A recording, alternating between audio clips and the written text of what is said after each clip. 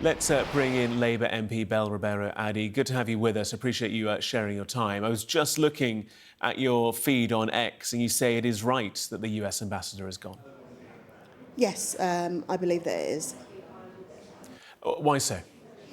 Well, I think we came to a position where what has happened is becoming a complete distraction, quite frankly, and also the idea that he thought it was a good thing to do to continue his friendship with Jeffrey Epstein, having known the accusations that he'd faced, or actually Jeffrey Epstein having accepted those, is a huge problem. And we look at all the problems it's been causing over the past couple of days, and how long it would have gone on until he was sacked. So I think it was absolutely the best thing to do. But I think it says a lot that he was sacked and he didn't think that he had to resign.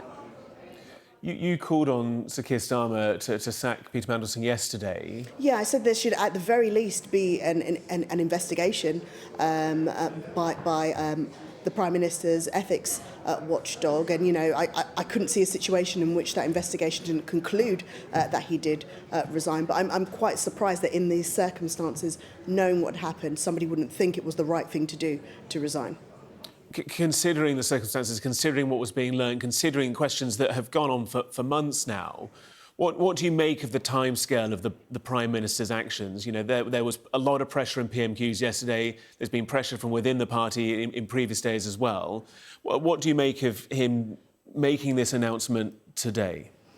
I think people are concerned. I think there are a lot of people that think that Peter Mandelson shouldn't have been appointed in the first place, and that's definitely something that we should think about. But there are going to be a lot of raised eyebrows. Ultimately, we've now come to a conclusion which I think is more acceptable for all, and I hope this story doesn't, derail from a whole load of other important things that are happening in the coming weeks and months. But it's right that he has been sacked. I don't believe an investigation would have seen fit otherwise, and we have to question why he was appointed in the first place.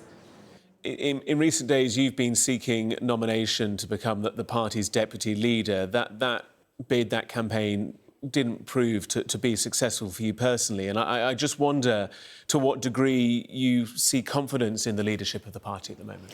Well, I've still got until 5 p.m. today to secure nominations. It is definitely looking unlikely. I'm very concerned about the process and how that process has meant that somebody to the left of the party is unlikely to get onto the ballot. And I think that is not great for our membership. It's important for our membership to see a diverse range of candidates. We're losing members, we're losing voters, and we need to change course. And I think that's what our membership want to see. I would hope that even at this late stage, Labour MPs would understand that it's in their best interest, in the best interest of the party, for us to have a proper discussion about what's gone wrong, to change course and actually to protect the democracy of our Labour Party.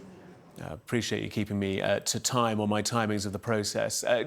Just with that final thought, where will the party go forwards in this regard? To what degree can the drive and direction that Labour looks to achieve be regained? Because it's been a torrid week internally, and your opposition parties would say it's been a torrid time in power for the past year.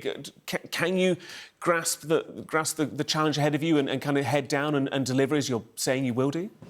Absolutely. I don't think that anything is impossible. I live in hope here. I do believe that when we're not trying to reform, and we are doing the very best at being Labour, we deliver for the country.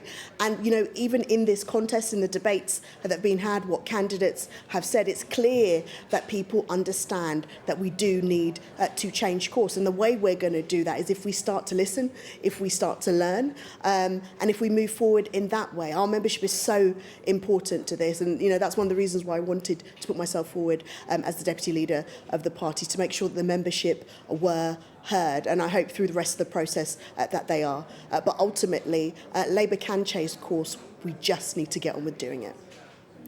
Really appreciate you sharing your time with us, joining us live from Westminster, Bell. Thank you so much. Thank you.